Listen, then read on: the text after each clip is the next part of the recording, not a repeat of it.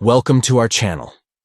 In today's video, we're going to show you how to save your Facebook profile photo using your Android device.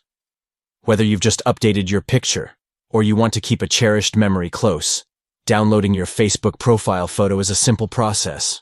Follow along as we walk you through each step clearly. First, you'll need to open the Facebook app on your Android device. Once the app is running, look to the top left corner of the screen. Here, you'll see your profile picture. Go ahead and tap on it. Now, tap your profile picture again to open it up. You should see your profile photo in full view.